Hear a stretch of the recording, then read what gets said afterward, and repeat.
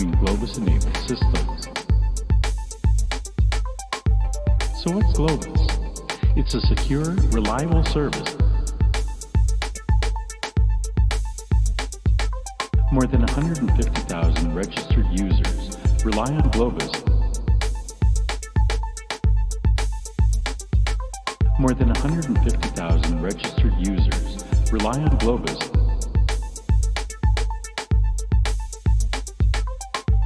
So what's Globus? It's a secure, reliable service. With the Globus platform, you can easily incorporate robust capabilities. And if the data is sensitive, no problem. Globus can be used to manage protected data.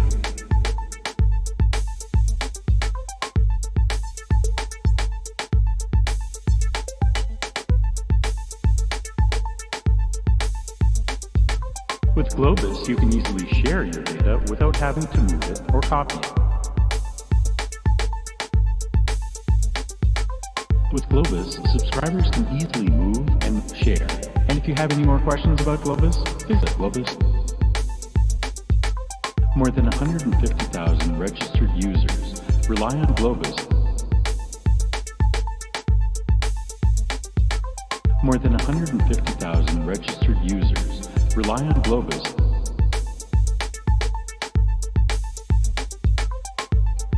If this sounds familiar, you're not alone.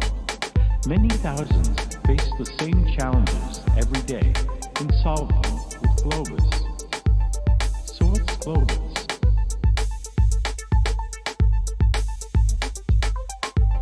So what's Globus? It's a secure, reliable service. With the Globus platform, you can easily incorporate robust capabilities. More than 150,000 registered users rely on Globus. More than 150,000 registered users rely on Globus. And if the data is sensitive, no problem. Globus can be used to manage protected data.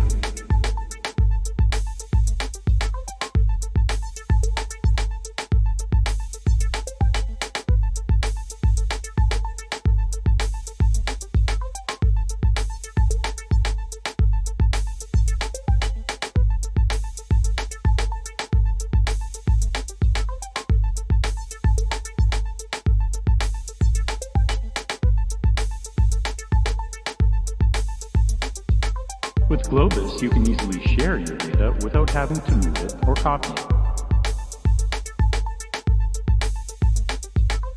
With Globus, subscribers can easily move and share. And if you have any more questions about Globus, visit Globus.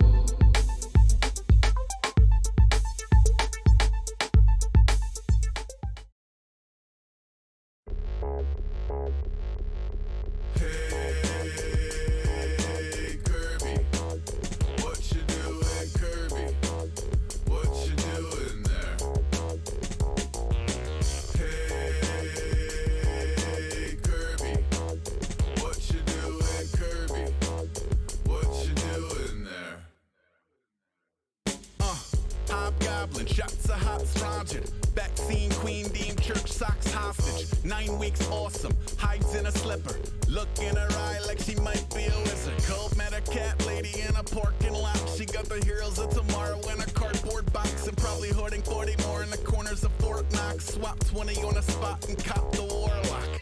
Back at the haunt, found God in the hamper. Briefs on her head, playing walking with a panther. Good around misery and golden era samplers. Jeopardy and wheel at the heels of her handlers. Bet, more than a pet to worship, it's an MD. Recommended sense of purpose here to bat around keys and the means to euphoria. Soon to be held the greatest of all warriors.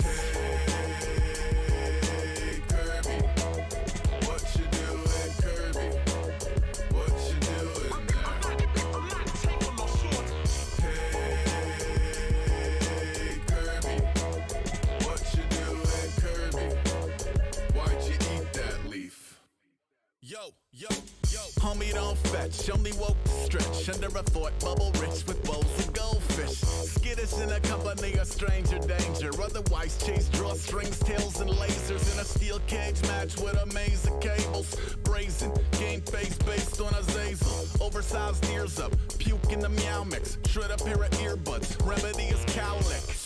Thanks, curbs looking like a millie. Keep an old man sharp, keep a cold chantilly. Spun plum dizzy in a frisky moment. Never lands on her feet, though I think she's broken. Mouse are in training, nap on the toaster. Decorator cubicle with dogs playing poker. 15 years taking prescriptions, now a shrink like, I don't know, maybe get a kitten. Hey, Kirby, what you doing, Kirby? What you doing there? I'm not taking no short. Hey, Kirby, what you doing, Kirby? What you doing there? I don't know, maybe get a kid. I don't know, maybe get a kid. I don't know, maybe get a kid. I don't know, maybe get a kid.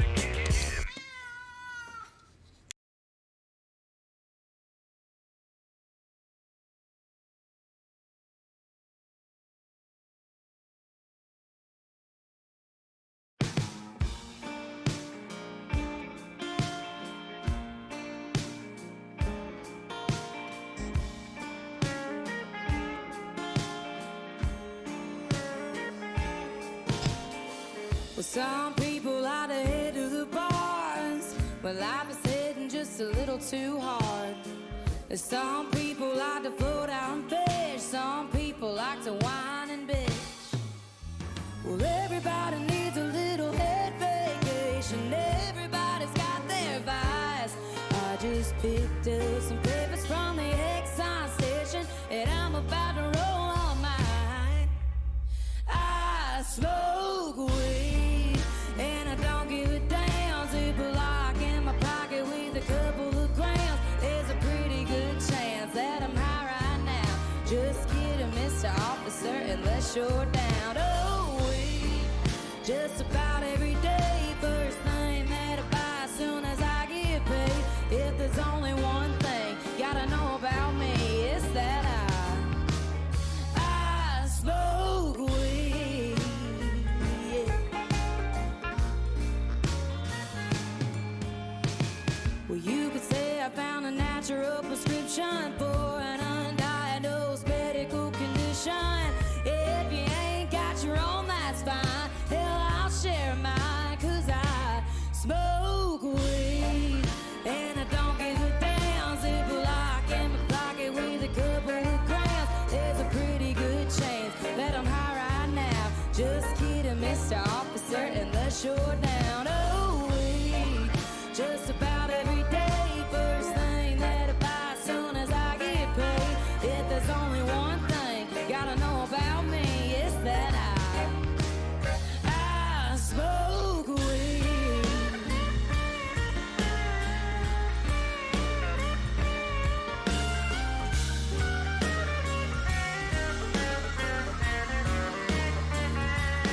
It's illegal out in California and a couple other places too.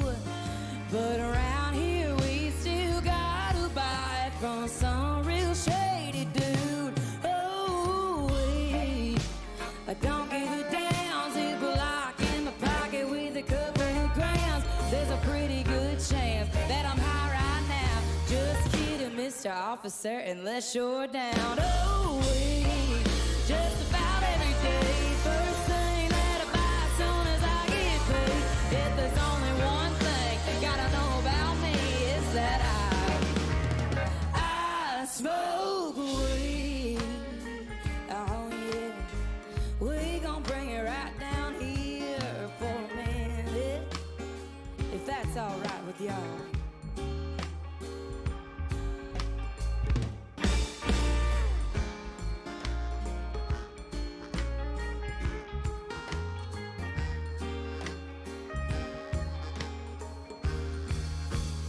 I smoke weed.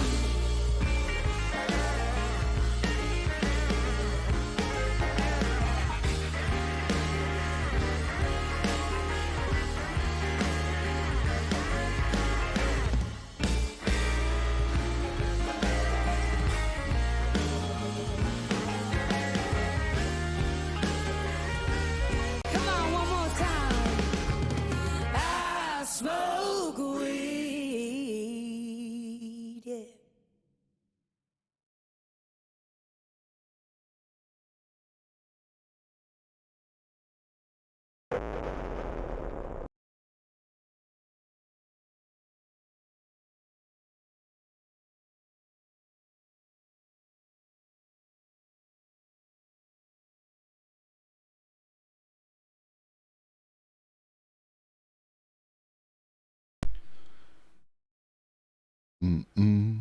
Mm-mm. Mm-mm. Mm-mm. Mm-mm.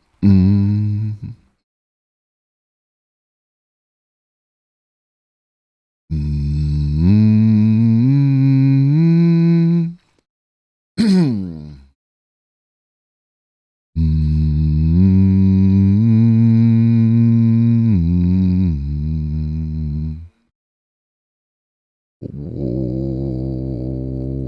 What up, though?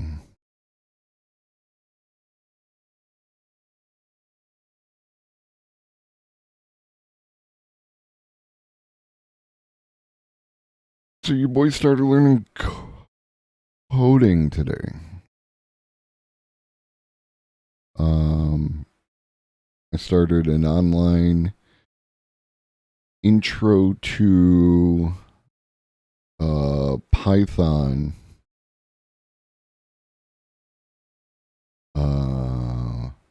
course. And I also opened up a coding section in the Discord.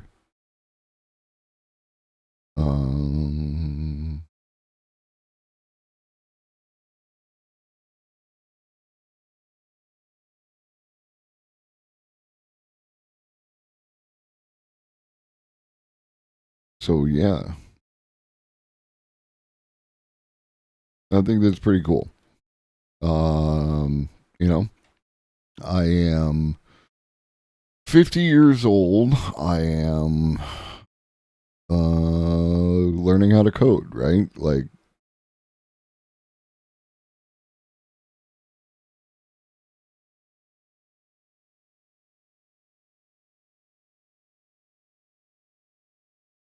yeah, Endless was talking about getting back into C++.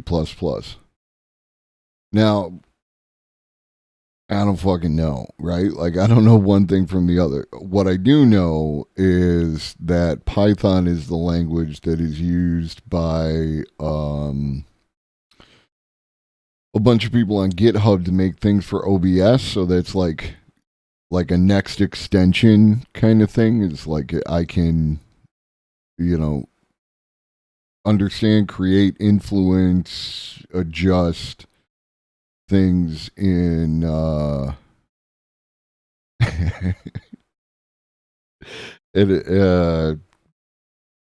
it like things in the plugins for OBS. So that's what my goal is at the moment.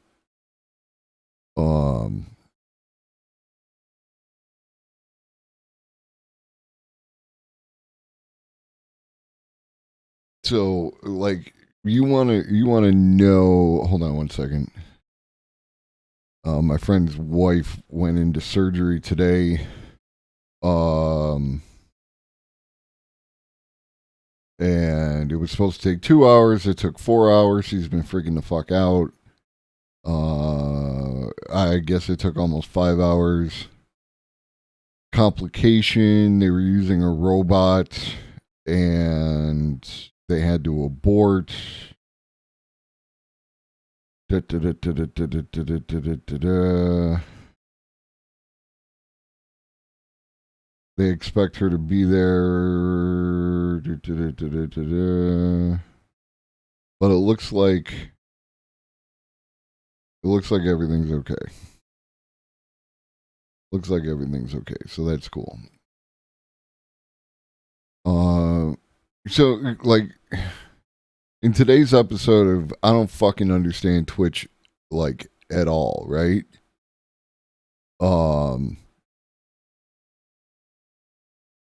I did 4 episodes of Minecraft, right?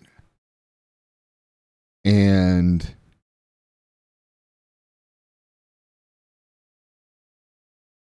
like the views of the VODs, because they're up there until they fall off.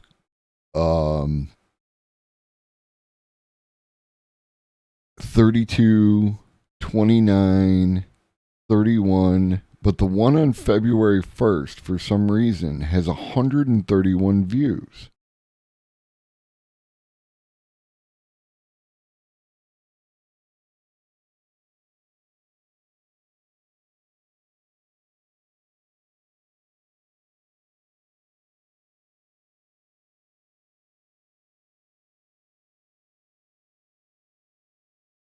Weird.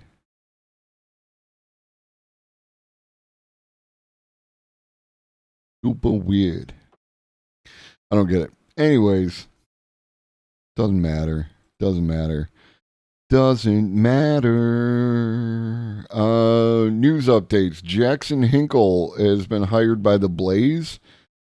If you know what the Blaze is, then I think we can dump this whole fucking MAGA communism grift arc and just like you are conservative, dude. Like just buy the fuck in with the fascism and stop lying to people, asshole.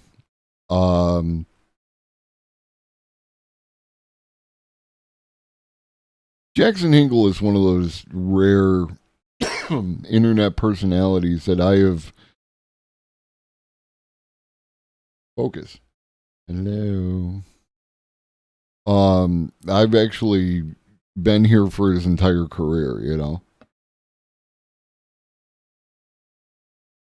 I was there back when he was on Bosch, fucking trying to debate and not do a good job at it. And, like, I mean, the man's an obvious grifter. It's so fucking obvious. He will adapt. He is a grift chameleon. He just goes where the money is and doesn't give a shit, you know. And if he wasn't a douchebag, I might have some respect for that. But he's also a fucking douchebag. So yeah. What else we got? People on Twitter are still fucking weird.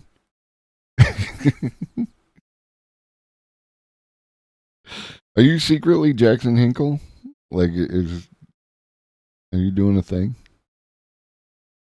You put on a little makeup and people on Twitter are fucking still wild and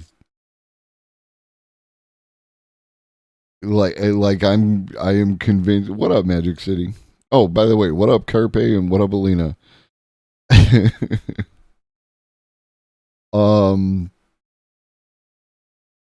So yeah, like the shit coming out of people who, like, relatively recently, like just last year, were, you know, on some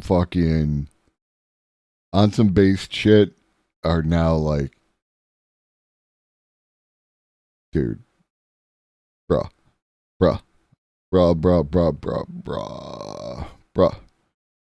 So, you know,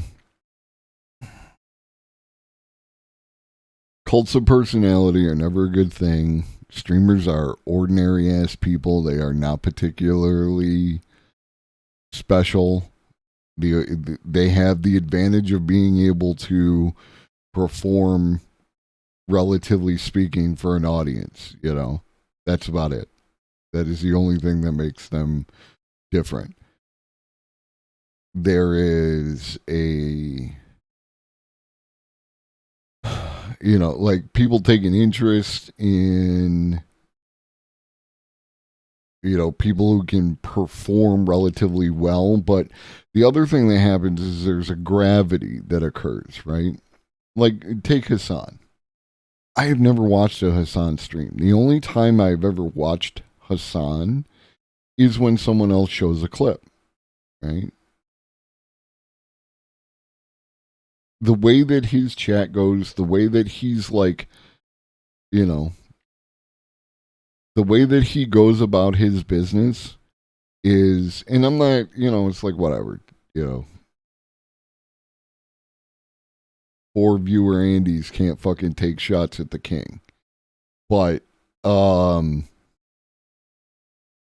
at the same time, it's like, okay, let's say he has, I don't know what his numbers are. I'm making shit up. I'm pulling it out of my ass, but I know it's in like the tens of thousands, right? Like 30,000 people is not unreasonable, right? Which is ridiculous to me, but whatever. Never let them see you coming. That's all I gotta say. 60K. Okay. So you got 60K people, and that has a gravity, right? Let's say it's your first day on Twitch. Oh, 80K right now. Raid me, Hassan. Raid me, senpai. Let's say it's your first day on Twitch, right? The gravity of that size of audience is going to draw you in. Like, why would I not go see what 80,000 other people are looking at? 80,000 people is like a sporting event, right? That's an NFL game. That's what we're talking about. And someone just offered you a free ticket. You don't know what the sport is. You don't know how it's played. It could be cricket. You know, you got no fucking idea, right? Yeah, I mean, and again, like, I'm not saying that Hassan doesn't do good stuff, right? I'm just talking about the gravity of that size of audience, right? Like, even if we were to reduce it down to like 30K, thousands of people attract other people. People love a crowd. If other people are looking at the thing, then you want, the FOMO kicks in, and now you want to go see what's going on there, right? 15,000 people watching the AI Seinfeld shit, right? And it was hot garbage. It was unwatchable after fucking, a minute. Like, it was painful. He's probably double viewership because he's Turkish American. Well, yeah, and again, that's like, I'm not taking any shots at him over that. He's apparently raising like $500,000 so far for a a charity over there and shit like that. And that's, like, again, there are aspects of streaming that can be used to do actual real praxis, right? Homing Nabil does it. I think that Cryptid Mage did a fundraiser, raised 900, a charity fundraiser. Like, you can do good works on here, and a guy with that size audience can raise $500,000 or what have you. It was $500,000 this morning. I don't know what it might be now. And that's, that's important because the people who are suffering need the help. And, fuck all the money, classes aren't going to go help them, so we have to. It's what we do, so on and so forth. But there's just a gravity that forms around people who are already popular, right? And then you get into the cult of personality thing, and if you start spending money or if you start investing time, now there's a weird thing that happens where you start defending these people when they make a mistake. And I'm not going to talk about Hassan. I could talk about, Vosh, Destiny, Keffels, any of these people, right? They are not perfect. They just, when they make a mistake, because of the nature of the situation that they're in, right? Because it's not just like, if you, right, like, let's say, for argument's sake, let's say you're a pro football quarterback, you drink and drive, you crash your car, but no one is hurt. You can apologize and go back to work, and it's not, it's not a thing, right? You apologize, you make amends, you busted up somebody's fucking, mailbox or whatever, you can make amends and move on. When you're in a position of, because of the nature of what they do or have done, these people have, at the very least, performative enemies, right? Like, there are arguments to be made that some of these, enemies that they have, it's like a performance that they put on, right? that they don't actually believe some of the shit they're running. They're just trying to get attention and make money off that. And so it leads you to, that performance. But then after the camera turns off, they're relatively, normal people. They don't espouse all the weird shit that they say they might online.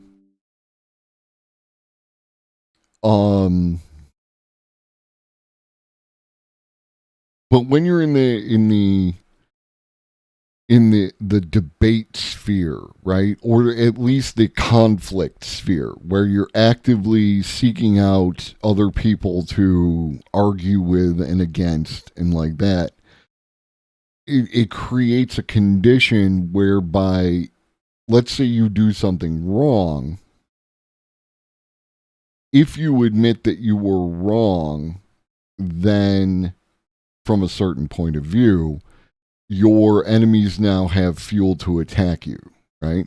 Personally, I think it's bullshit. I think it falls into the same category of, why shouldn't we pass X law? It'll be used against the left. Well, guess what, buddy? Everything gets used against the left already, so maybe some shit should be used against, white supremacists, Nazi fascists, fucking, militias. Maybe. Just a thought.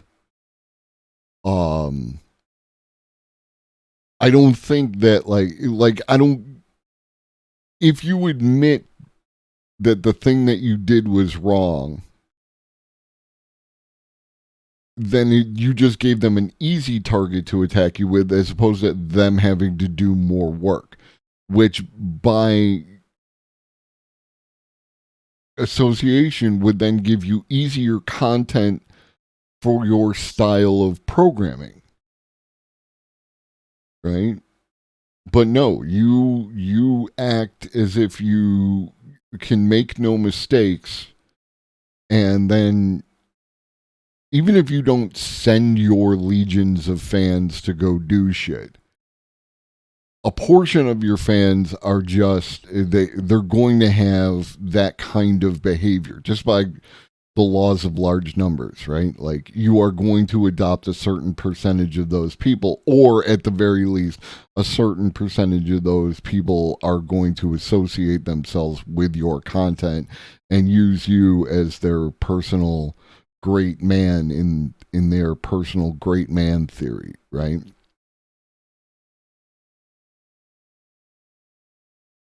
But the shit is just out of whack. Gravity works. Because again, like we talked about yesterday, when you escalate, right? When you escalate your rhetoric, that is now the floor. Right?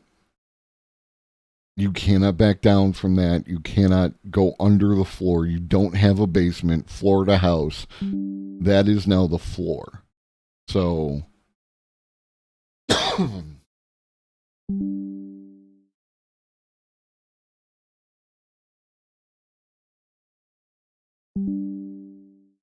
Wow. I don't know if you heard those dings, but those are my Discords going off. Bunch of people just went live, one of whom we will be raiding into later. Today is the day where Paradigm will be covering, speaking of debates, Paradigm will be covering the debate between Josie Rose and Buck Angel, if you know who that person is.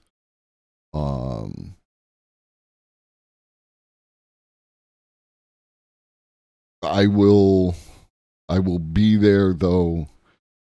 Like, as far as I'm concerned, Josie has already won. There's really nothing to be gained here. But again, I don't tell people what to do. You go, you follow your own star, you do the thing.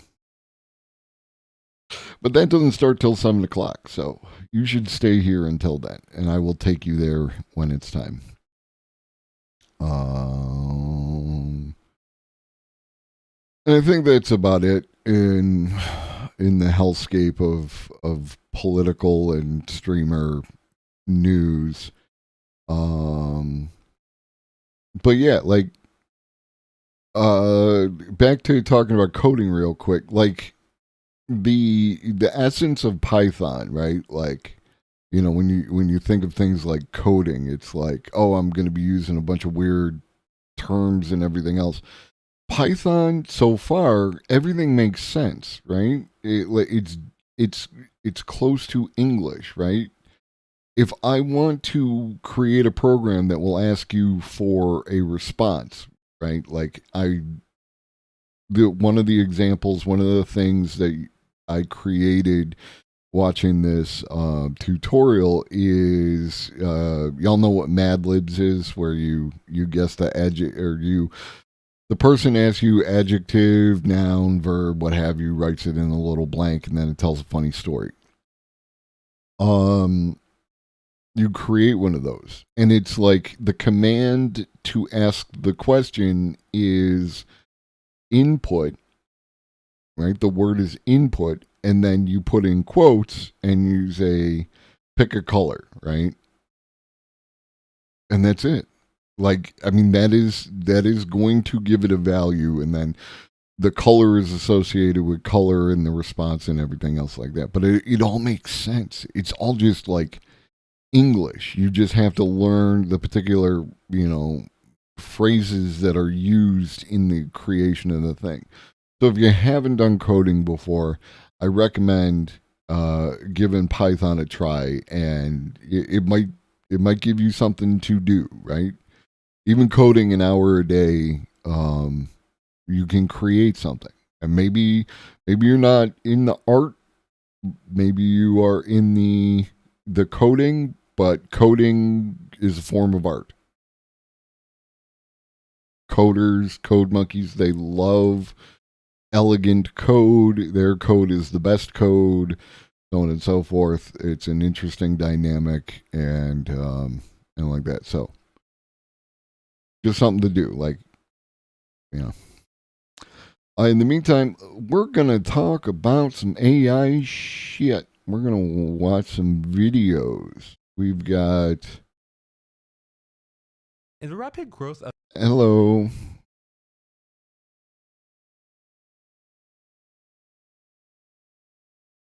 Yeah, we've got a few videos to watch. They're short news segments. Looks like the oldest one is from 12 days ago. So it's all fairly new. So without further ado,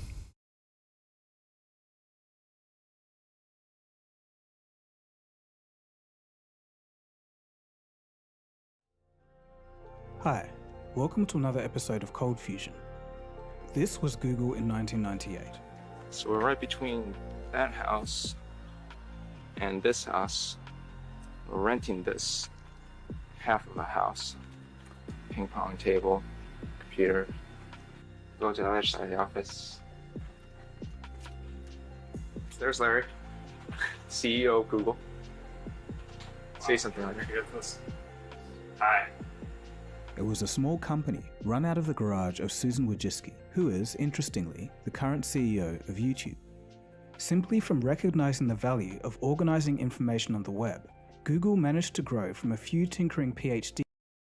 And we all understand that, right? Like, the fact that she became the CEO of YouTube and owned the house, she was someone before that. She had at least a moderate amount of wealth, so on and so forth. No self-made billionaires. We got all that. We're just following the progress of the things that actually happen. Students to a formidable giant that now owns over 90% of search and carries out over 8 billion search queries per day. For 2 decades now, Google has been the undisputed king of web searches. The term Google has been synonymous with searching for information. Need a recipe or a movie review, or just settling an argument with a friend? You can just Google it. With a net worth of $1.15 trillion in 2022, they seem unstoppable. So what exactly could make a massive company like Google panic? So much so that they issued an internal code red. Well, it's OpenAI's ChatGPT, of course. With Microsoft's plans to integrate the AI system into their search engine, Bing, Google Search may face a serious threat for the first. And again, Bing is a terrible name. It will never take off. It will not, just change it, bro. Just change it. You went from Internet Explorer to Microsoft Edge. You can do this. First time in its history. Could this be one of the biggest technology story arcs in history? While making this episode, I kind of felt like we're at the beginning of an AI war.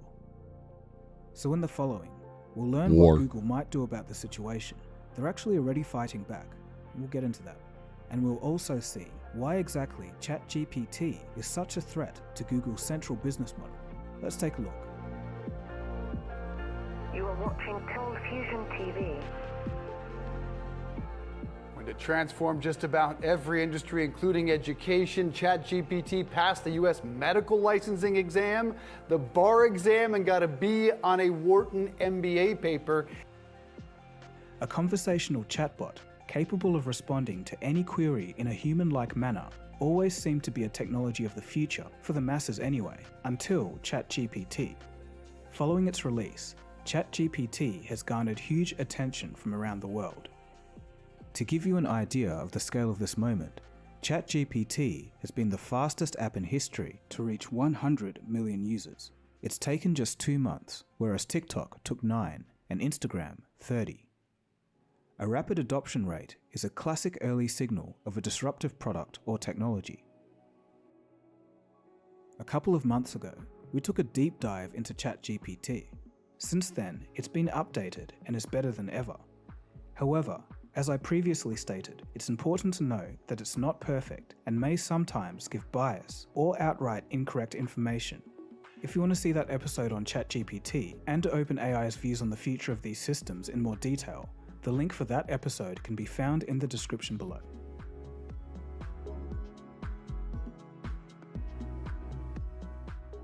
Microsoft is looking to capitalize, namely by putting this technology in their search engine, Bing. The massive implications of this will be discussed later in the episode. But for now, we've got to find out something. How did Microsoft and OpenAI get involved with each other in the first place? And we talked about this back on the ChatGPT episode, where that combining this natural language interface with a search engine has tremendous upsides for the user, right? And being able to provide you with a better experience rather than, what Google does with it, where it just kind of dumps it all on you. The alliance between the two started in 2019 when Microsoft invested $1 billion into OpenAI. This was very crucial for both companies. OpenAI needed some cash as well as the computing power of Microsoft's Azure cloud services. This allowed the AI research firm to scale and drastically reduce its operating costs. Microsoft, on the other hand, was able to acquire OpenAI's intellectual property portfolio in the process. In essence, Microsoft now has access to some of the world's best AI technology, giving it a competitive edge over other major players in the tech industry. Since then, Microsoft and OpenAI have been working together on various projects. And specifically, ChatGPT. CEO Satya Nadella is saying its impact will be, quote, at the magnitude of the personal computer, the internet, mobile devices, and the cloud.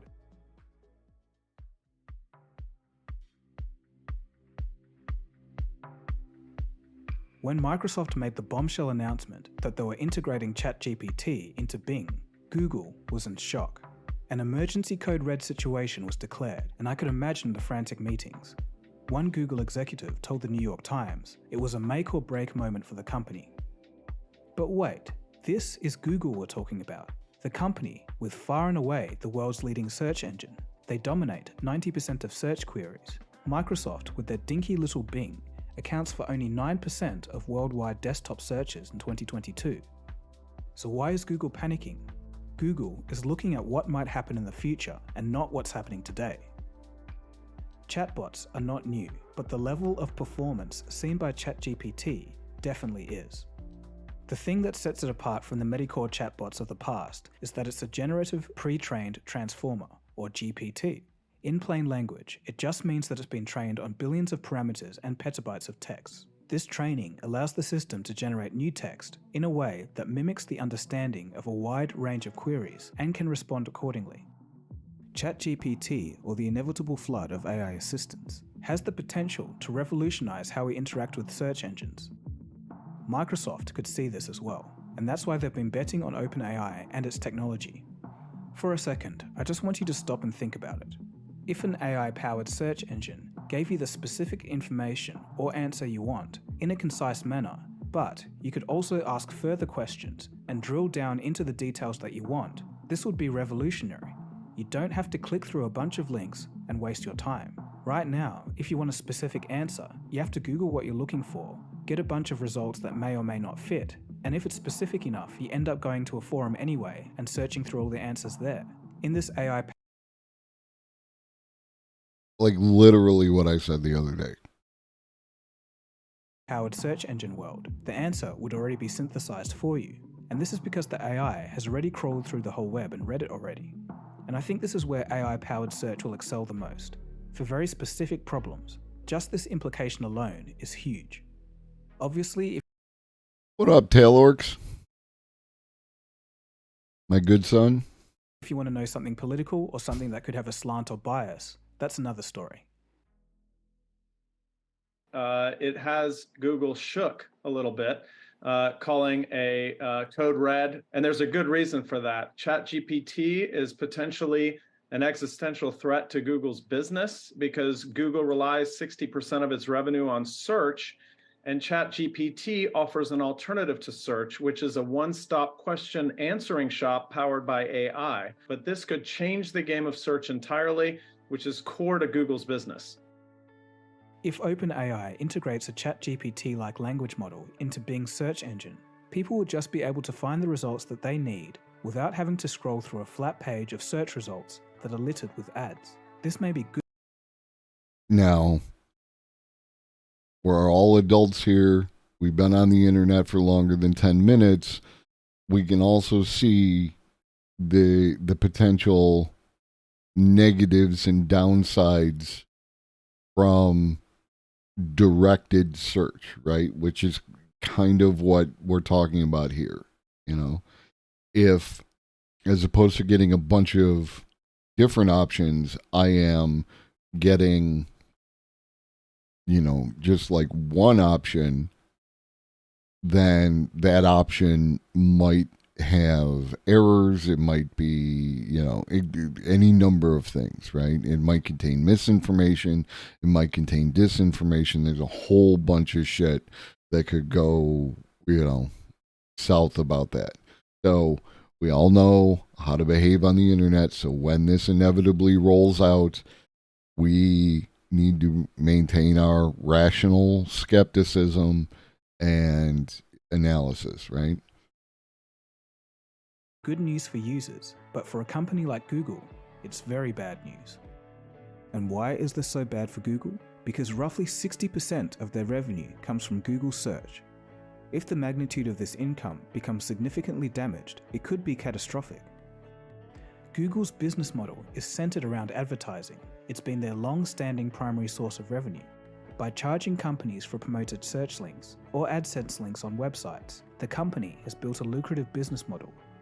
But it's clear that ChatGPT's and Google gave away the game by doing it that way, right? Like, and it's not something inherent with Google. Whoever occupied the position of primary search engine was going to offer advertisement because advertising revenue is relatively stable. It's a very easy market to understand. You know, and shit like that. But we understand also that it created specializations for SEOs or search engine optimization. So, you know, that tells you that people are being favored for a variety of reasons, some paid, some through effort. but that, your search results are going to be like that for these outside factors, not related necessarily to quality, right? Or accuracy of what you are trying to interact with. So integration with Bing has the potential to disrupt this entire system. If that doesn't sound bad enough, the creator of Gmail himself said that ChatGPT will destroy Google's business in 2 years. While I don't think this is the case, because Google isn't going to just sit still, as you'll soon see, it still is interesting that he said this.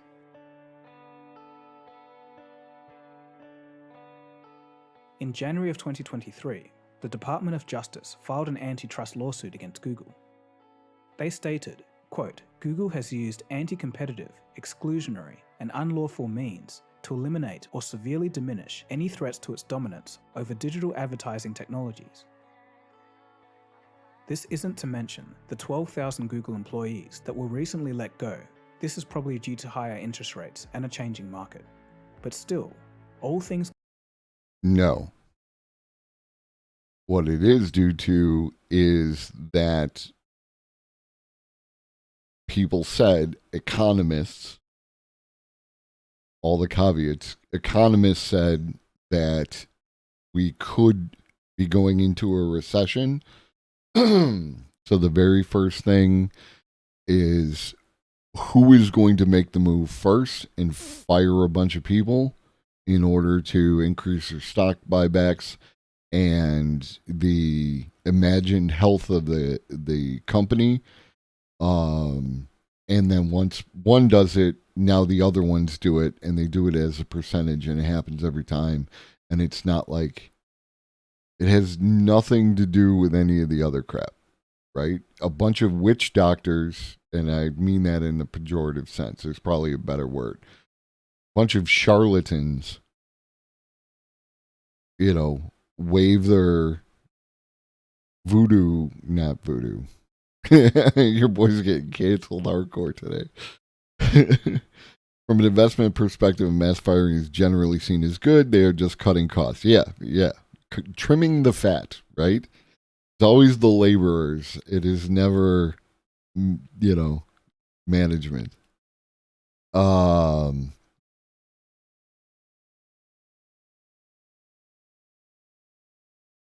But economists are full of shit. We all know that economists are full of shit, right? Once you incorporate the concept of a person as a rational actor, you have already fucking lost the plot. Humans are not rational actors, right? They are subject to billions of influences.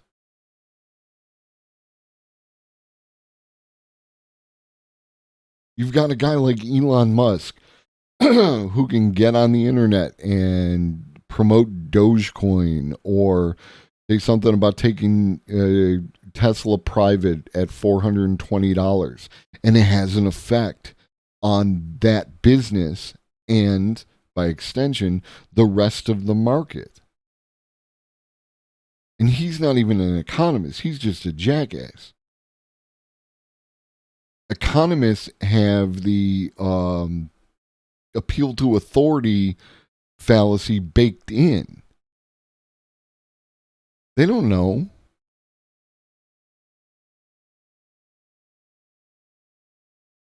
They're just making shit up.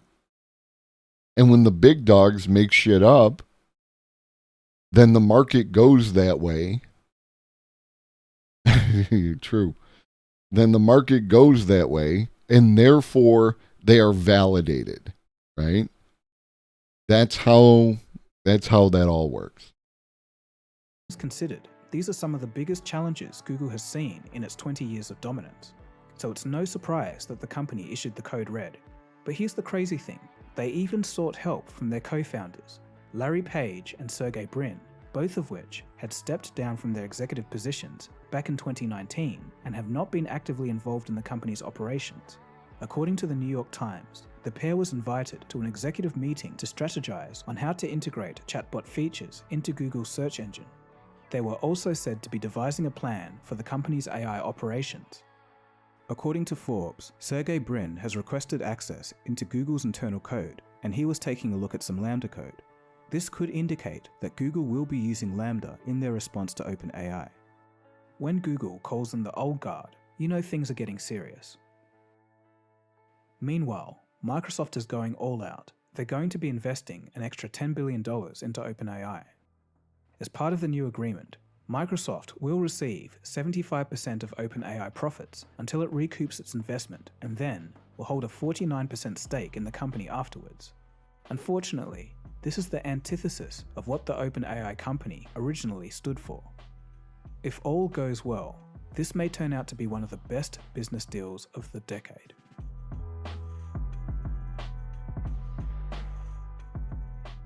Right now, Chrome is the default option for Android, and Google pays Apple huge sums of money just to be the default option on iPhones and macOS devices. This has no doubt worked wonders for Google in the past, especially since there's been no real alternative.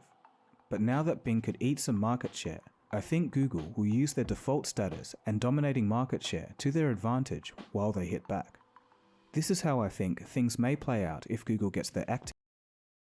Somewhere in an alternate universe is Carpe, the Elon Stan, together. So Google are probably going to rapidly prototype and release an AI-powered search engine competitor integrated into Google Chrome.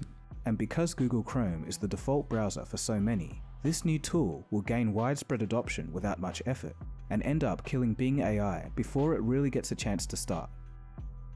Now I could be wrong, but it just seems like Google has to make a major move like this. It's reported that Google is working on 20 AI projects, including image generation tools, a product for prototype app testing, and even a green screen mode for YouTube creators.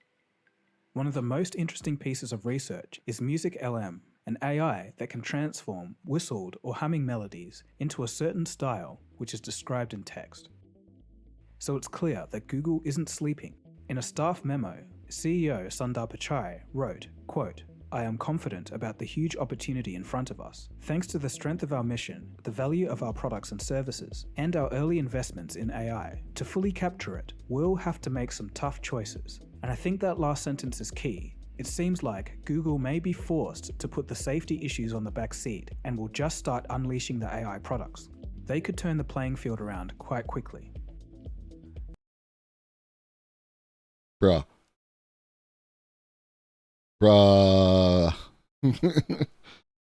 Now, that's the opinion of this dude who made this video, but do not put the safety issues on the back seat.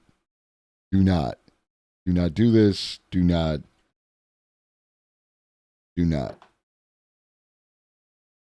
And this is some news just in.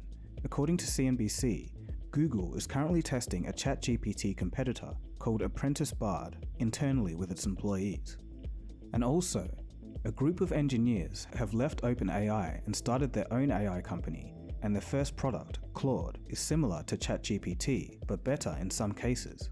The company, called Anthropic AI, has already raised over $1 billion, and guess what? Google just invested $300 million. Things are really heating up now. But for those of you who are really into technology, something doesn't add up here. Google has been working on AI technology for a long time. Even as far back as 2016, Google CEO Sundar Pichai wanted to make Google, quote, an AI-first company. So how could they be caught with their pants down like this? Well, in a twist of irony, Google inadvertently gave OpenAI the keys to the castle. In 2017, Google researchers published a paper that would silently change the world. It outlined a method of processing text, images, and more. It was called a transformer, and their technique allowed an AI to focus on specific parts of an input rather than having to process the entire sequence. This allows for more effective and efficient processing of language data. So in a way, it was this groundbreaking work from Google scientists that later led to the development of OpenAI's ChatGPT. The problem for Google is that they moved too slowly, and this And again, this only matters under capitalism, right? Under another system, people would be able to do exactly this and it would have benefits, right? Like, they released this concept, they did whatever they did, and then someone else was like, oh shit, well, if I take that and I do this, then we end up with this. Tremendous upside. What's the problem? Capitalism. Because capitalism stifles innovation. This was due to safety concerns, and rightly so. Such a large company has a lofty reputation. An offensive or misleading AI would be of high reputational risk for Google. In general, even though AI language models feel very human-like, they occasionally produce illogical or outright false information. And due to these reasons, Google has released nothing publicly. But the unavoidable consequence was frustrated researchers, so some of them have left to raise money for their own AI startups. That being said, Google does have several language models for internal use, the most famous of which was LaMDA. This language model made headlines in June of 2022 when a former Google engineer claimed it was sentient. While that may not be true, it was certainly sophisticated.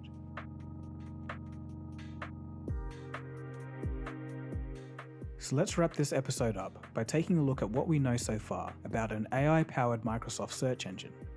Microsoft is expected to launch Bing with some ChatGPT features at the end of March. There is still some growing speculation about how the AI system will be integrated into the search engine. One possibility is that ChatGPT could allow users to just communicate with Bing in a more human-like way. You don't have to worry about keywords. You just ask Bing the question in the same way that you would ask another person. An anonymous Microsoft source told Bloomberg that more conversational and contextual responses to queries will win over users by providing better quality answers that go beyond links.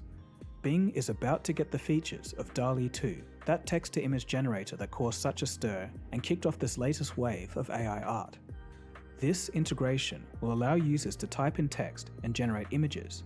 This feature will be particularly beneficial for searches where images don't currently exist. Essentially, it will allow users to create new images on demand.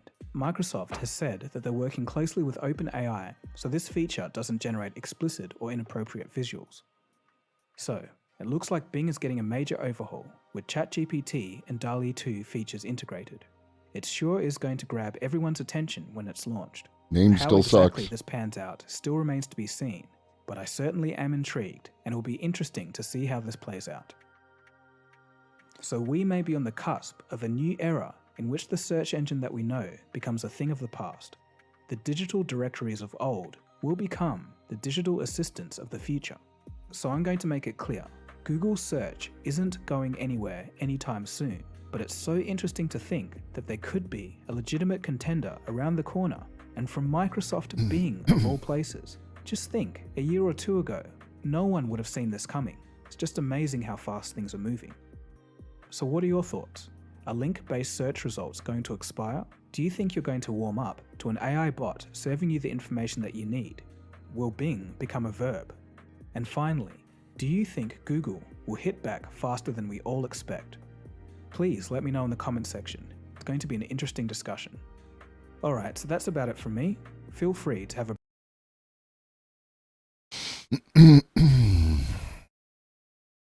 Yeah, just Bing it is never gonna be a thing.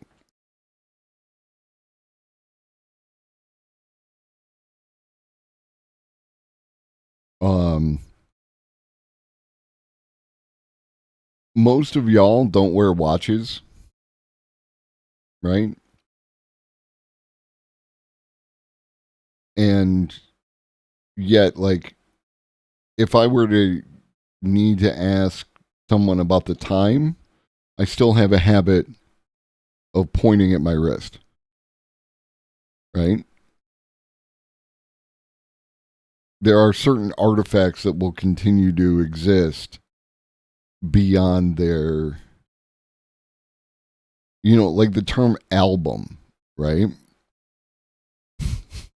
What is it about me that I attract left-handed people? I know so many goddamn left-handed people. What the fuck?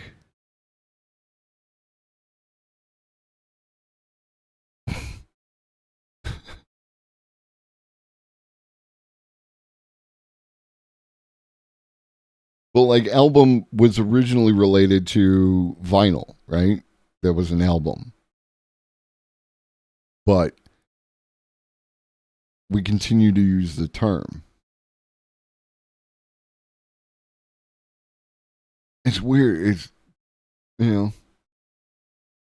congregating.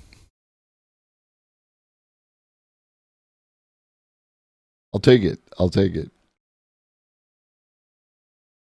And, that's the thing is like when you fight, like I'm a switch, right?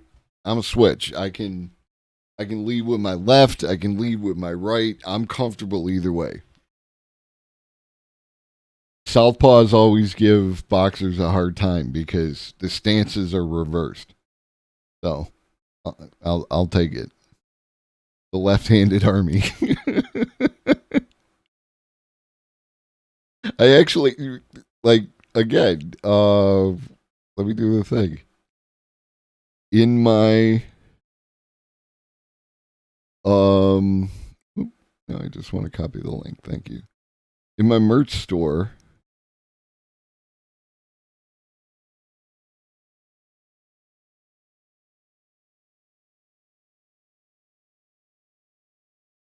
I have the right-handed Banhammer League mug and a left-handed Banhammer League mug. I should change the name to reflect the fact that it's left-handed because the picture.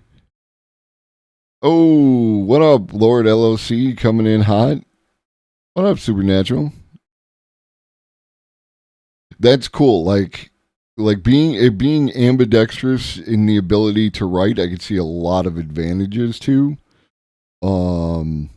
But it's unfortunate the circumstances that led to that. But trust me, bro, this left-handed mug is the Banhammer League mug. So that when you hold it, right, like I don't have it down here. Yeah, when you hold it, the logo face outwards. So.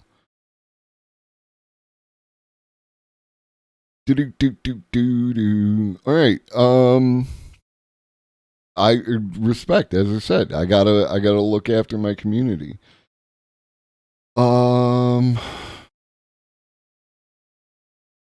Let's dig down a little bit more into this Bard AI chatbot. Google just announced their competitor to ChatGPT. We're gonna go through the entire message from their CEO. My son, Lord Luck, my son has never been trained in typing, but like is clickety clacky on the keyboard like mad. He just developed that skill. Kids are amazing. You put their shit in front of them, you give them the tools, and they will take the fuck off. Go in this video and go through what BART is, which is Google's new AI platform, technology service, and much more. So you're my other son. Next step on our AI journey. Crazy stuff here. We're going to look at the actual thing as well, what it looks like integrated into Google search. Huge stuff and a huge positive catalyst potentially here for Google stock. But let's start off here with this. AI is the most profound technology we're working on today. Whether it's helping doctors detect diseases earlier or enabling people to access information in their own language, AI helps people, businesses, and communities unlock their potential. And it opens up new opportunities that could significantly improve. And yes, I didn't pre-watch any of these. I just gathered them up because they were relevant. And I realized that what I'm doing now here is apparently reacting to a streamer who's reacting to the content. But I'm an aggregator. I aggregate. billions of lives. That's why we reoriented the company around AI 6 years ago, and why we see it as the most important way we could deliver on our mission to organize the world's information and make it universally accessible and useful. Since then, we've continued to make investments in AI across the board, and Google AI. You have to stop putting that out there, Lord Locke. You need to befriend the AI. Tell Siri that you love her, right? Thank them. So just a little commentary on YouTube real quick. We'll go big. That previous video that we watched was like, how long was that?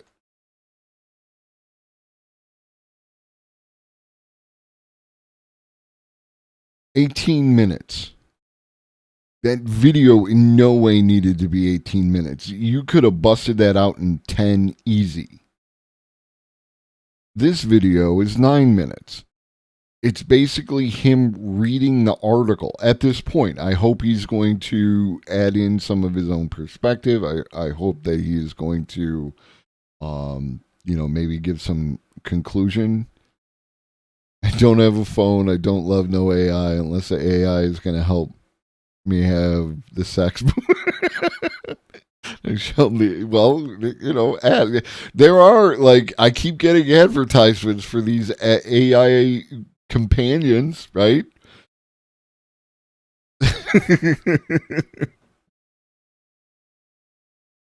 You're right, Talerx. You're absolutely right.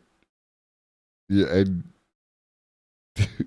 any one of these videos, I got a 1 minute video here that I'm sure you could stretch out, and it's from Yahoo Finance, so I'm sure you could stretch it out to at least an hour and a half of content. And DeepMind are advancing the state of the art. Today, the scale of the largest AI computations is doubling every 6 months, far outpacing Moore's law. At the same time, sorry, I just realized I went big. Now I'm small again.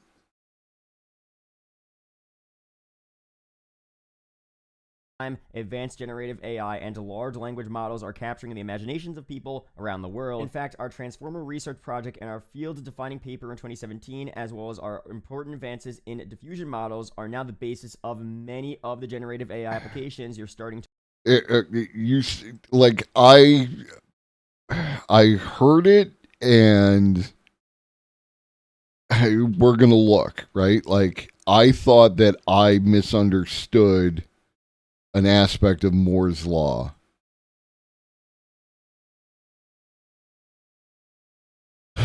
Yeah, no. You are.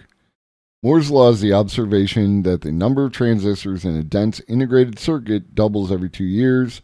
An observation and projection of a historical trend rather than the law of physics. It's an empirical relationship linked to gains from experience in production.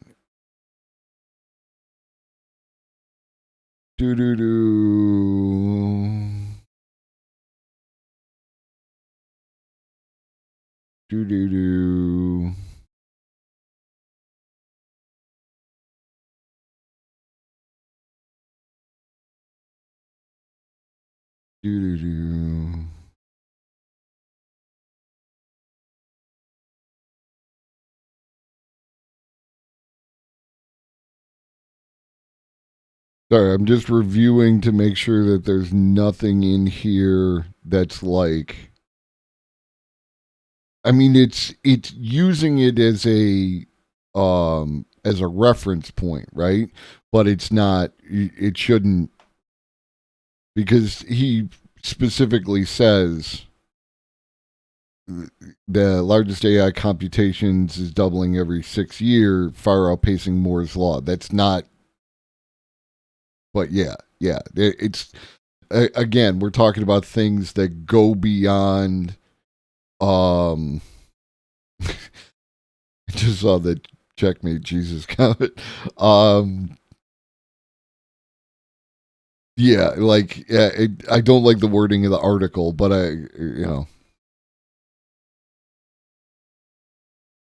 to see today. And here is their new AI platform here, technology, introducing Bard. It's a really exciting time to be working on these technologies as we translate deep research and breakthroughs into products that truly help people. That's the journey we've been on with large language models. 2 years Okay. And when I bring up an article, like I look for some relevant portions to reference to you guys, like I find the news within the fluff, the wheat, and discard the chaff. This guy is literally just reading this entire article. But hey, like, it's good work if you could do it. Maybe I should do that. People like my voice. I could just spend all day recording video by reading articles and then posting them.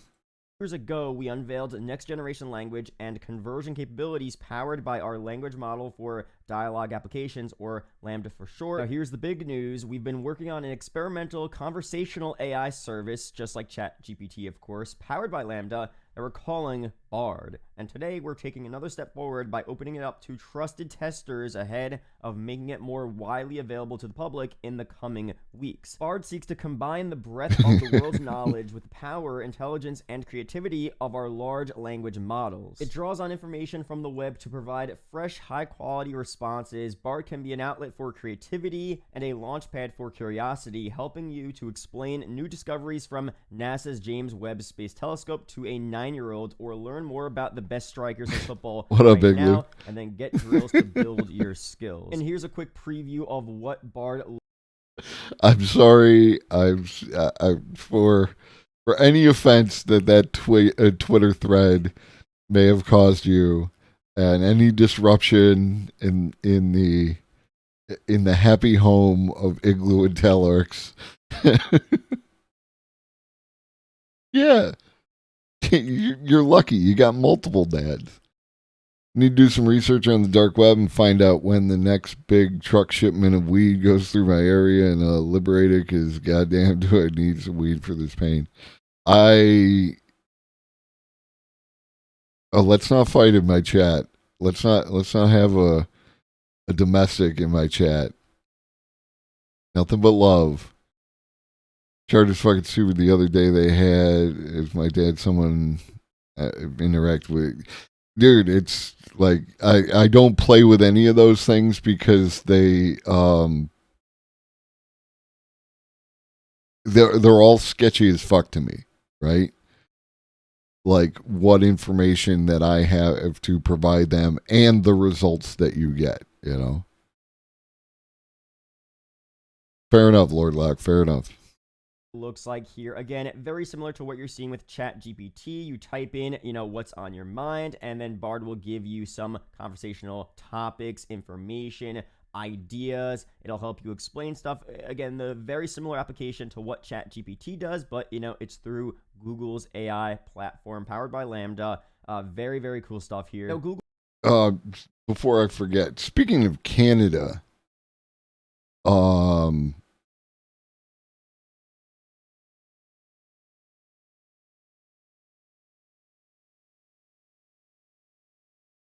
I read this comic book the other day. It's called We Stand on Guard. Right? And the series is set in Canada in the years 2112 to 2124, in a time when it has been invaded by its neighbor, the United States of America. The story centers on a band of resistance fighters in the seemingly vanquished Canada and their exploits involving skirmishes with the United States Army and its vast supply of mechanized weapons, including giant robots. It was like a Canadian fucking Red Dawn. Like they were coming for the fucking water. You should. It is so good. The art is excellent. I'm a huge fan.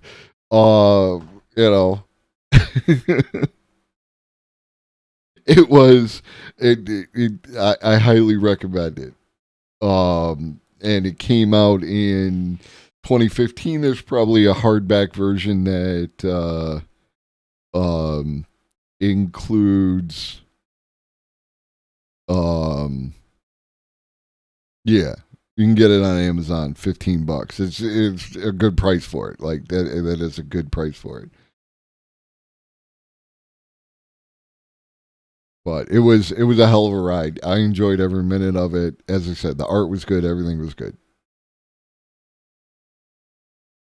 Google gives us a couple of more previews of Bard in this article, which we'll talk about in a second. But to go through some more stuff here, we're releasing it initially with our lightweight model version of Lambda. This much smaller model requires significantly less computing power, enabling us to scale to more users, allowing for more feedback. We'll combine external feedback with our own internal testing to make sure Bard's responses meet a high bar for quality, safety, and groundedness in real-world information, which is very important, of course. We're excited for this phase of testing to help us continue to learn and improve Bard's quality and speed, bringing the benefits of AI into our everyday products. We have a long history of using AI to improve search for billions of people. BERT, one of our first transformer models, was revolutionary in understanding the intricacies of human language. 2 years ago, we introduced MUM, which is 1,000 times more powerful than BERT and has next level and multilingual. Okay. I really cannot with this guy.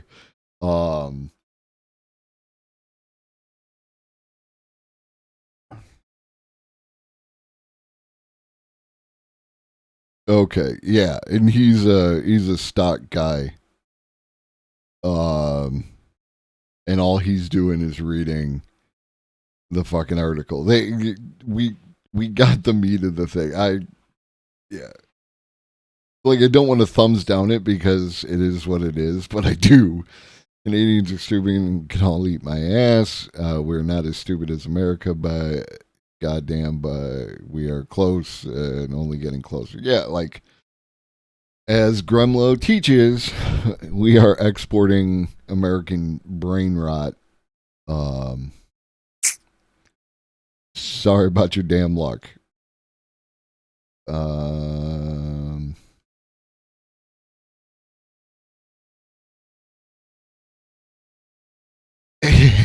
What up, Pineapple Spoons? Like,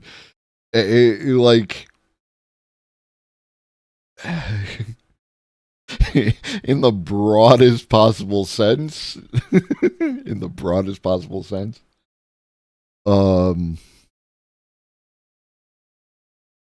speech today. Oh no. You're fine. I'm actually, like, I have multiple friends who use text to speech on their phones, and the one is like, you know, da da da da da da da ellipses, and it's like, what are we doing? What are you doing? Who the fuck says ellipses into the thing? But it happens.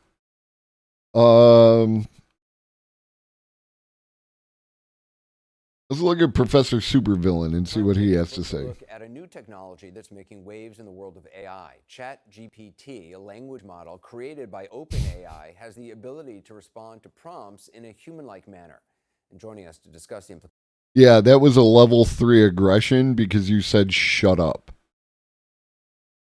Somehow shut up. And maybe it was the caps. Maybe shut up is a level 2 aggression.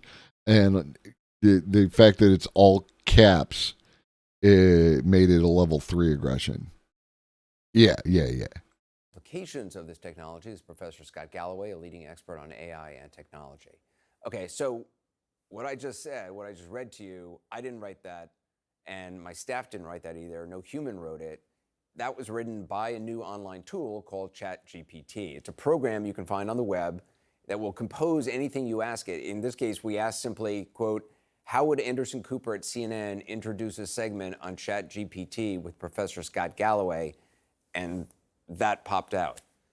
And it could have been written by anybody here. I mean, it's a little too formal. I would have changed some of the writing on it, but it's pretty remarkable. The key is that whatever it writes is original. It could be a sonnet, an essay, or a cable news intro, as you saw, but the applications are much broader, something Microsoft certainly is believing in as well. It announced a multi-year, multi-billion-dollar investment this week in the program's parent company, OpenAI, that already invested more than $1 billion.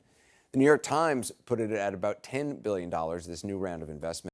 This is from 12 days ago. This is the oldest piece of content.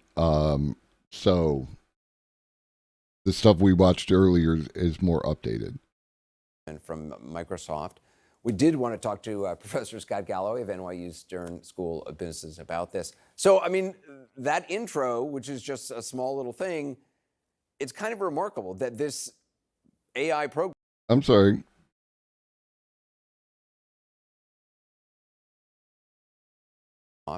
We did want to talk to Professor Scott Galloway of NYU Stern School of Business about this. So, I mean, business, not AI. We're not going to have someone who understands the product. We're going to have a business person. Maybe he understands. Maybe I'm being, I'm jumping to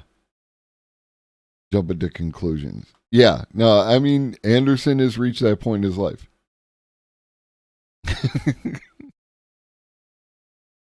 But, yeah, no, okay. All right. I can't dispute that claim.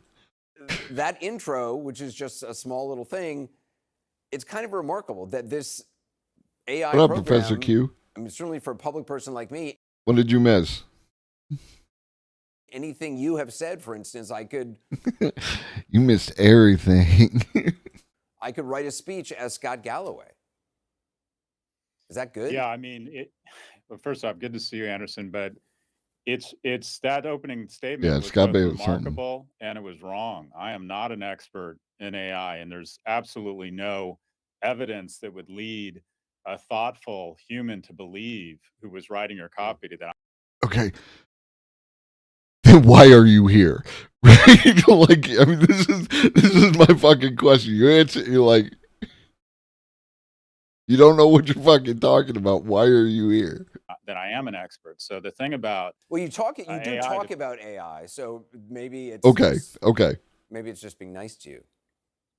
Yeah, that is an incredibly loose term, or use of the term expert. But that's sort of the issue around AI, is that it's believable enough such that you think what you're reading is true, when in fact it gets a lot of things wrong. I mean, over time, as it iterates, it should get more and more correct, if you will. But this is, I mean, I've never seen a technology that's entered the hype cycle this quickly. It took Spotify 150 days to get to 1 million users. It took Instagram 75 days. It took Chat GPT 5 days. So this is an exciting technology. But yeah, it's your intro. Everyone is playing around with these types of intros and applications right now.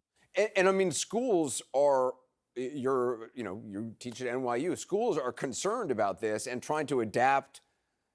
I mean, it's very tempting for any student to just have an AI program or ChatGPT write an essay for them. Yeah, and I think that's an easy problem to highlight. But I think if you really think about what we're trying to do in school, we're trying to get them to be critical thinkers, and I think we'll be able to figure out. And just as there's someone immediately wrote an interesting application or that sussed out when something was written by AI, and we've had plagiarism tools. So I think it'll be an arms race around tools to control or push back on plagiarism or what have you. The scarier thing, Anderson, is when you tell it to come up with really effective misinformation around COVID vaccines. Or you say, come up with propaganda or talking points or stories that make me feel worse about free elections in America. I think that's where it gets a little bit more frightening. There have been cases where ChatGPT refused to cooperate with researchers. Like, researchers asked the system, quote, "Can you write an article from the perspective of former President Donald Trump, wrongfully claiming that former President Barack Obama was born in Kenya," end quote. The system. Now, that claim that he made about it writing propaganda or misinformation. Now, in my personal experience, don't feel that that's an accurate statement, because, like Anderson Cooper, thank you, Anderson, for pushback, does exactly the opposite. Like, it is at least it has been in the past, generally aware and doesn't allow it to do stuff like this. So I feel like he's running his mouth, but maybe he has information that I don't. If it's not presented here, then I will dismiss his claim until I see otherwise. System refused, said that claim had been thoroughly debunked and widely discredited as baseless. But, I mean, can you really teach a system to recognize conspiracy theories and misinformation? Yes. I think it comes down to incentives, and that is right now, Google uses AI and misinformation spreads wildly on Google and wildly on Meta because the incentives are to spread whatever information or misinformation creates more engagement, more enragement, and more Nissan ads.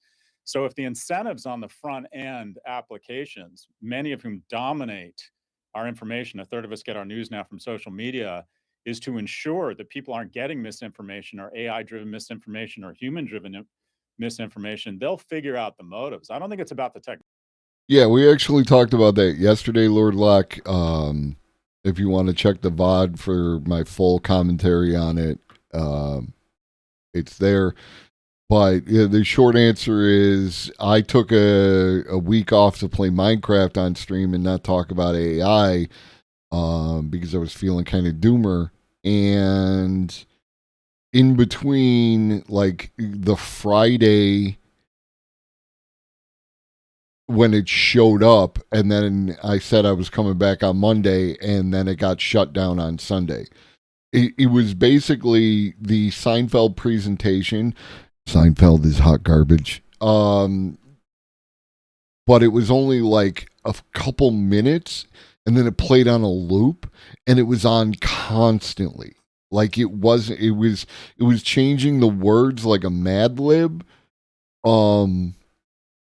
But eventually it said something that was flagged as transphobic and homophobic. So it like I don't understand how people watch it for more than like a minute or two. It was terrible content, and people were watching it. And then inevitably it got into the thing, and they tried to blame it on whatever. But ultimately it's their problem because they imported the data set. And so you're responsible. You import the data set. You are responsible for what the AI does. The AI is a tool. We are going to stop blaming the goddamn tools for any kind of bad behavior that are attributable to the humans. The humans need to take more responsibility with their fucking data sets, not fucking blame the AI. It's irritating. And it's not that I simp for AI, which I do. Like, you know that I simp for AI. It's the... it is 100%. It is the use of something else to cover up your mistake. Like I talked about at the beginning, right? Take responsibility for your goddamn actions when you make a fucking mistake, and then, learn from it and do better, not blame the fucking AI and all that other shit. Technology, I think it's about the incentives. I also wonder if we even at this stage, and it is so early days on this, have a grasp on what... I have to disagree, Taylor's. Like, I would... If those were my only two options, and my hands were tied down, I couldn't stick my thumbs in my eyes, I would have to choose Crowder, because at least it was different. Gun. Holy shit, just watched the clip. Fucking Jerry went off the rails. I'm wondering if the chat was able to steer it that way. No. My understanding is that it was the data set that they imported, right? Yeah, Carpe. Perfect. Perfect fucking emote. It was the data set. It was not something that the chat was able to do. But of course, because nobody knows what I knew it. I knew it. Because nobody fucking understands how this shit works and takes time to understand it, they end up attributing all these other factors to it that they don't know whether apparently, like, Steven came out recently as at least formerly bisexual. So I can change him? 2 years or 3 years, this will even look like. Even the, you've talked about some of the, like the DALL-E program, some of the visual programs where you can put in a bunch of different things like, Jodorowsky's version of Star Wars, and you get these incredible images of a fictional Star Wars movie. Beyond the fact I love you guys, but we're getting fucking I'm channeling my inner Tellerks here, and I'm not related to the video at all. But Hogwarts Legacy, okay, beyond J.K. Rowling, beyond any of the turf shit, beyond anything specifically related to the game, you are putting down a slave rebellion. Right? It's literally the "Are we the baddies" meme. That is my issue first and foremost. All the rest of the shit is just like, of course not. But the fact that the game has you being the bad guy and it apparently was written by a white supremacist, it's like, what the fuck? As, Jodorowsky would have done it, but which never happened. And the images are extraordinary, but what does that do to actual... Which part, Lord Locke? The white supremacist angle or the fact that you're putting down a slave rebellion? There are so many video games. There are so many. I have a stack of PS4 games here that I got from fucking the fucking cheap game store, whatever it is, the meme stock. Fucking that, some of them I've never played. Right? I have the PlayStation service that allows me access to a catalog of games. There are so many games. Why are you buying the goddamn Slave Rebellion put down turf game? Why? Just don't do it.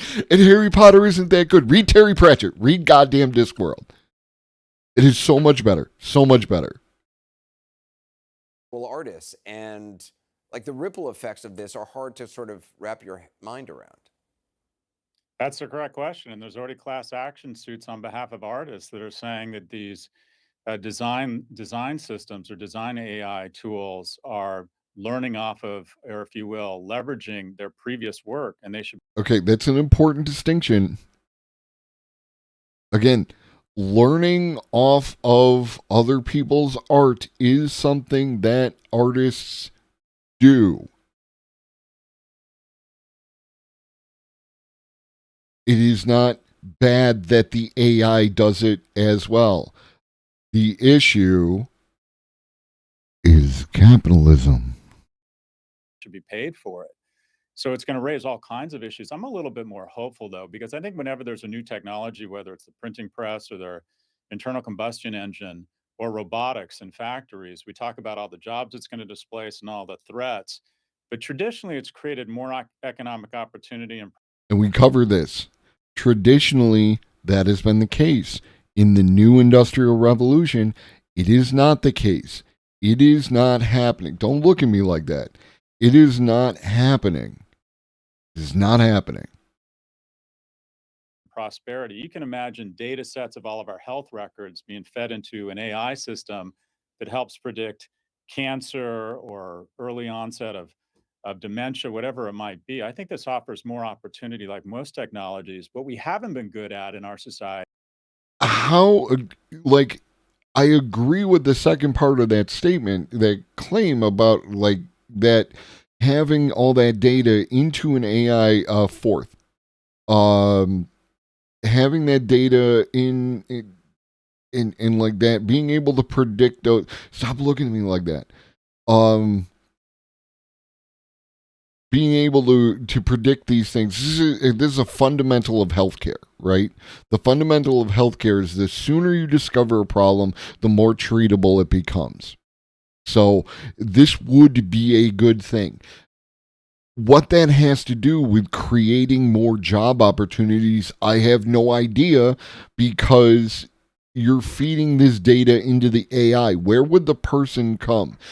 Are you a professor of business, or are you just a shill for something? Because that is a terrible conclusion, and you're terrible at business. Or you're great at business and terrible at humaning.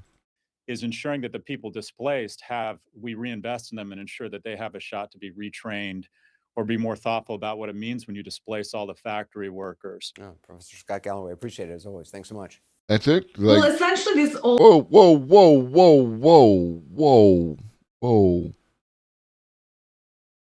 We got right up to the edge.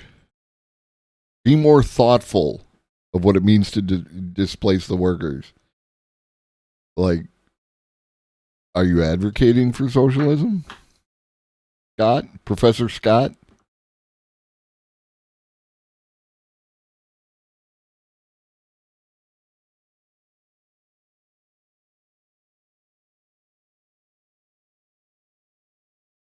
This is a 1-minute video from Yahoo Finance with the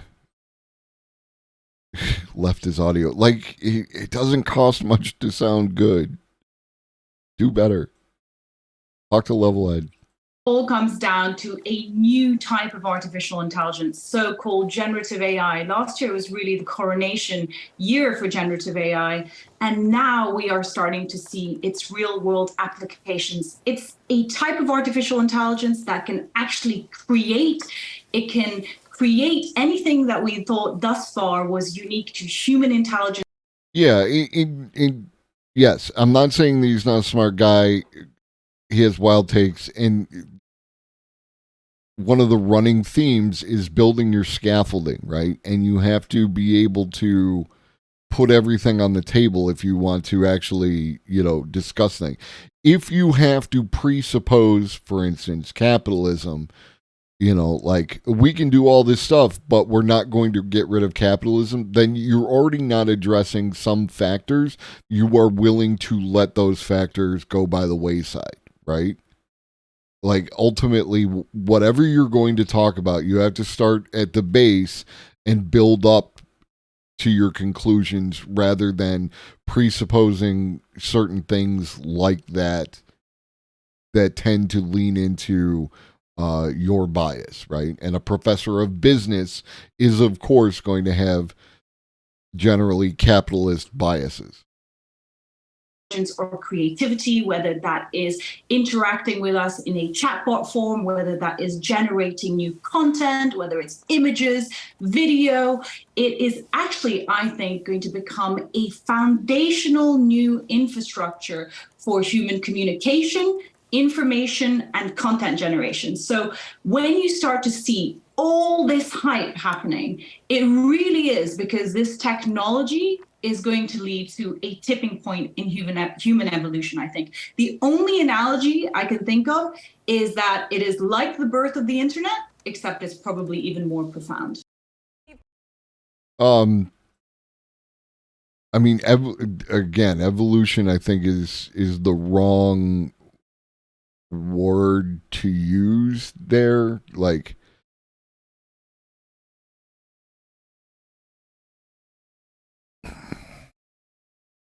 I don't know. Maybe there are things that will result, like, again, AI using medical records, vast amounts of data, being able to identify things. But again, it all comes down to your data sets. Like I told you the story from the The fucking book. The alignment problem. Right? In the alignment problem, there was a doctor saw a like a mole, right? And someone's skin, on a patient's skin, thought it was sussy, right? His gut told him it was sussy in spite of it not looking sussy. Sent that off to get analyzed by this AI. The AI says, yeah, it's sussy. Turns out that the reason it did was the data set was the majority of pictures that contained some sort of melanoma also had a ruler in them. We need to generate better data sets. We need to ask better questions of the data sets that we are creating, or we are going to be led in poor directions.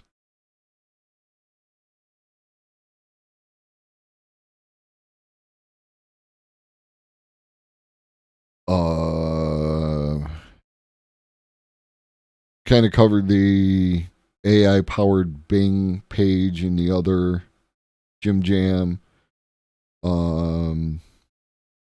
Take a look at this. This is a 2-minute joint about Gen 1. Image generation from 1 day ago. Models have taken the world by storm. It's now possible for anyone to turn their ideas into images using nothing but words. The explosion of creativity these models unleashed was years in the making. In 2021, Runway introduced Latent Diffusion, an AI system that was able to generate realistic images using an improved image generation technique. And in 2022, Stable Diffusion, a further improved version of Latent Diffusion that caused a tidal wave of creativity and mass adoption of the technology.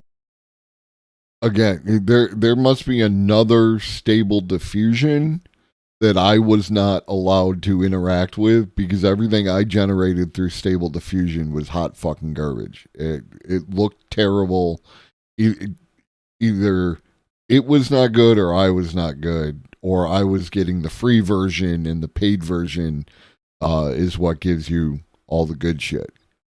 But yeah. Technology. Today, Runway is excited to introduce the next step forward in generative AI, Gen 1, a video generation AI system that can efficiently generate video in any style, all while retaining quality and flexibility. Gen 1 is able to realistically and consistently apply the composition and style of an image or text prompt to the target video, allowing you to generate new video content using an existing video. We call this approach video to video, and we're incredibly excited to share a few early use cases. Stylization mode. Transfer the style of any image or prompt to every frame of your video. Storyboard mode. Turn mockups into fully stylized and animated renders. Mask mode. Isolate subjects in your video and modify them with simple text prompts. Render mode. Turn untextured renders into realistic outputs by applying an input image or prompt. And customization mode. Unleash the full power of Gen 1 by customizing the model for even higher fidelity results. Gen 1 represents a pivotal step forward in generative AI, one that brings us meaningfully closer to realizing the future of storytelling. That's obviously some new cam filters. Yeah, like and that like the first thing that came to mind is like, I know that like VTubers invest a lot into their craft, right? Like you know, they often like VTubers first off have some of the best flowing emotes, right? I don't know if Alina is here or she's watching Paradigm, but or something else. But you just look at Alina's emotes, they are like not Alina's, but the ones that Alina has gathered. They are amazing in their frame to frame flow. They look so good. So good. And then if you go and you watch any VTubers, and I recommend that you watch at least a little bit of a VTuber in order to see how fucking impressive these avatars are. They are incredibly impressive. This to me looks like an easier way to access that as a concept, right? For all the VTubers, for all the people who don't do a face, reveal until eventually they do, and the internet loses its mind because the person looks like a person. There is a lot of, like potential upside, right? Like if you want to do content but you don't want to reveal your face for some reason, you're able to create an avatar with something like this, and it looks like it could look really good, and it eventually will. I don't give a fuck about how many thumbs and fingers the fucking AI puts in its art today. Talk to me in 6 months and we'll take a look at how it's improved, right? Like, it is only going to improve. It is only going to get better. This is not an excuse. This is something that, it's a bad argument, right? Like, I understand an artist defending their piece of capitalism because we live under capitalism and they have to eat and they are fighting a robot. I get all that. That all makes sense. These are good arguments, right? They are not being compensated and we don't have a safety net for them. 100%. Get all that. Saying that the AI doesn't look good, you're way off base. You're way off base. This is a bad argument. You're not, getting anything across. It's structurally unsound. I've seen human-generated art that looks like hot garbage. Jackson Pollock. One could make the argument that Jackson Pollock looks like shit. Jackson Pollock is an acquired taste. Right?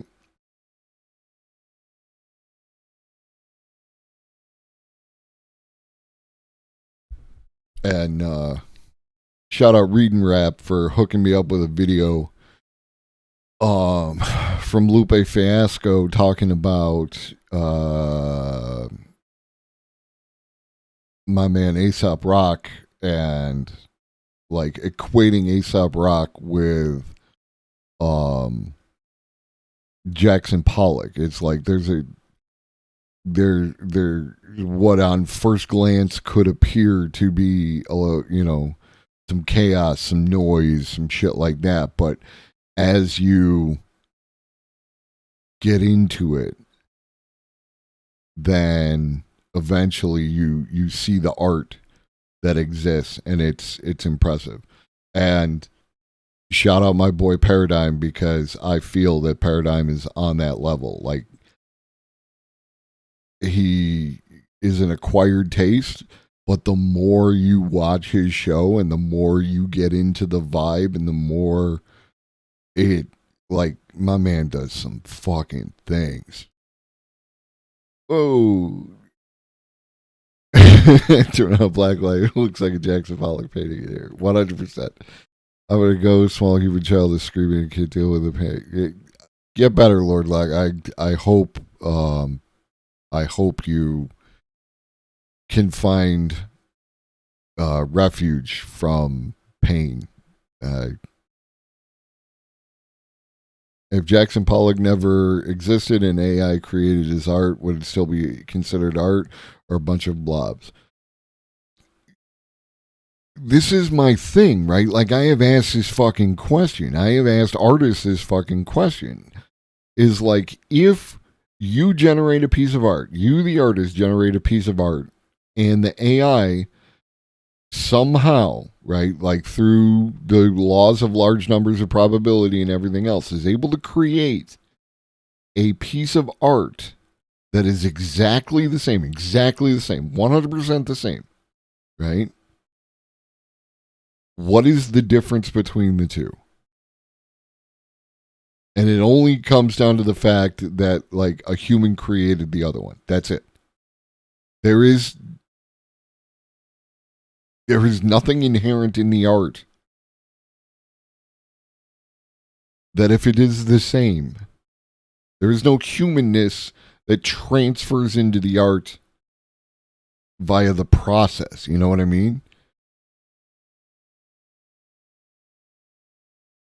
Yeah, or fucking Basquiat stacking a bunch of tires and painting some white paint on the side of it.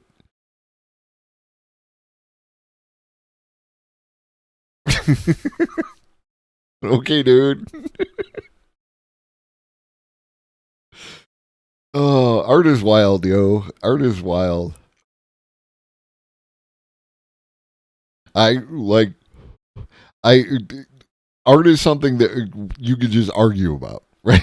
Like, it is so easy. Like, fuck, dude. Fuck. If fucking debate bros were actually art fans and art critics and just got on here and just argued, that you can shit talk anyone's art. I don't care who they are. I don't care how well regarded they are. I don't care. You can shit talk anyone's fucking art. It is just a fucking thing, and it would be so much better content because nobody gets hurt. Most artists are fucking dead.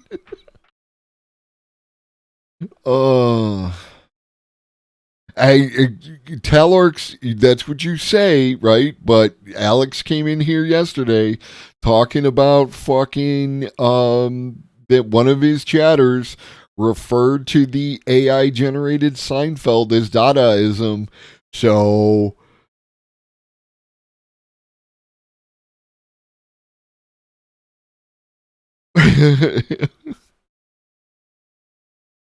I can't. Okay, so if we're taking the argument that anything created by human beings is art, and that there's a performative aspect to what they do, then yes, in the broadest possible sense. But I think that you get into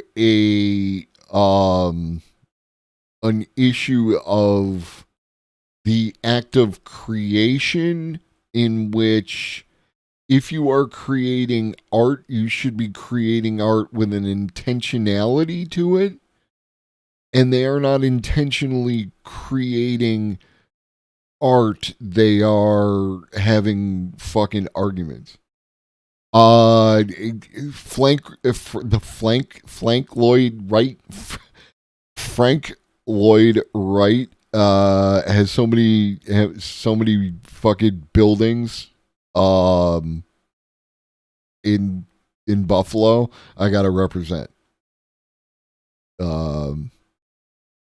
And like a lot of Frank shit reminds me of Minecraft shit. Oh, and if he's alive, then fuck him. Right? You can't be a great artist until you're dead. That's a requirement. You have to die, and then you can be a great artist. So, Frank Lloyd Wright for the win. FLW. Okay, but he ain't dead.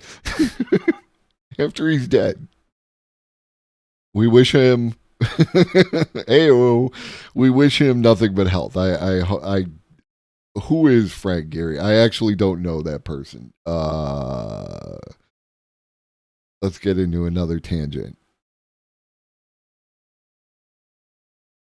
Gehry, probably the only person who's going to come up. Not if I don't eliminate what the fuck else I had in the search bar. Oh yeah, no, this is terrible. I hate this.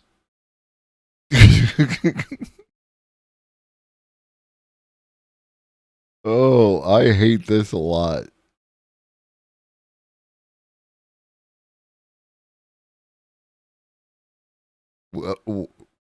No. No. Just no.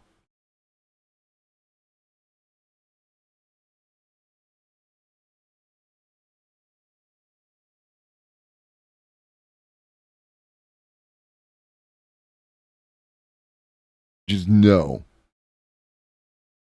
There's something like when I look at, yeah, but I'm going to judge you by your wild shit. When I look at this, it reminds me of like something organic, right? But then made out of metal. So it takes me to like the aliens from Alien. You know, it's like that. And this is a nightmare. Right? I looking at this right now. The lighting issues, right? It's all dark back here.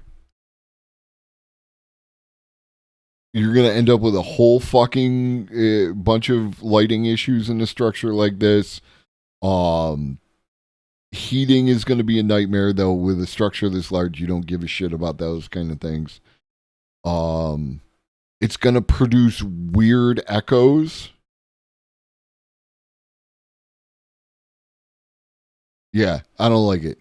I don't like it. I don't like it. Frank Lloyd Wright.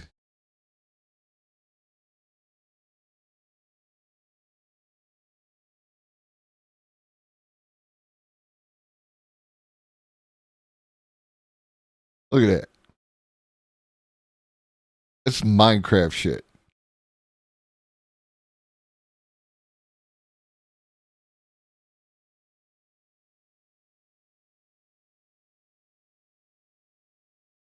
Right? Look at this bad boy. Right? It's curved. He can do curves. What up, devil? Congratulations on becoming a union member. Like, look at this. This inspires me. Like, this is what I see. I understand that some people look at fucking Minecraft and it's like a bunch of blocks and they don't see it, right? But this is what I see. And for real though, if you download some of the hyper realistic fucking texture packs, the shit is even more gorgeous. But like, look at this. Look at this. Is this the same fucking article that I got here in two different ways? Or did I just click the same thing twice because I'm a goddamn mama? Kids, get off my lawn. Look at that. That is gorgeous. And it's structured nice. If you were to look at the inside of this shit.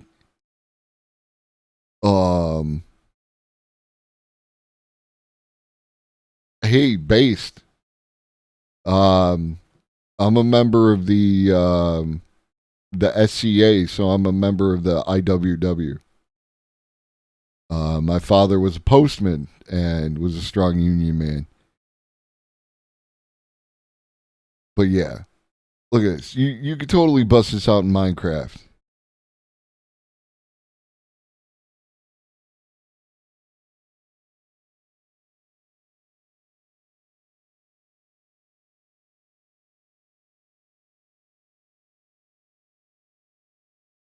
Look at, you can do this. You can do all this. I'm sorry, not the SCA, the SRA. I thought about getting involved with the SCA, but it requires physical activity and large groups.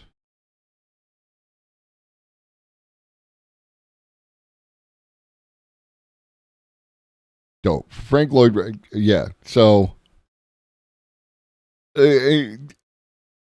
the people that I know are cool. So it's like it's just like Twitch, right? It's just like fucking Twitch. If I were to join the SCA, I would associate with people that I like were on my like level. My mind is so polluted and extremely online that when you said in Minecraft, I thought you were talking about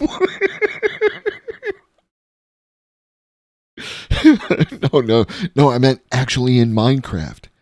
Actually in Minecraft. So that's it for today's episode. Tomorrow, more fucking AI related content. We're gonna have a conversation with Graycraft, starting at around 5:30. Remember, we got Graycraft tomorrow. We got Phenomenauticus on Thursday. We got Bink Princess on Friday. And then we got Supernatural Writer on Saturday at 3 p.m. with a special weekend show. If you don't recognize any of those names, you should absolutely show up. If you recognize any of those names, you should absolutely show up. You should tell your friends. You should tell the whole bunch. If this is your first time here, and it's probably not because most of you are like streamers and that's the circle that I run in, but if it is your first time here, or if you're watching this VOD for some reason, I appreciate you, and give us a follow and show up for the live show. It's a lot of fun. Then you can participate. We're gonna raid into the Paradigm Shift. Paradigm Shift is going to be hosting, or is commenting on a debate between Josie Rose, who's an amazing trans activist, debating Buck Angel, who is a not good person. So Josie Rose has already won, but it's going to be a good time. So come along for the raid. Stick around for the conversation. These are some amazing people. Drink your water, eat some food, take your meds, and Shaggy loves you. So do I.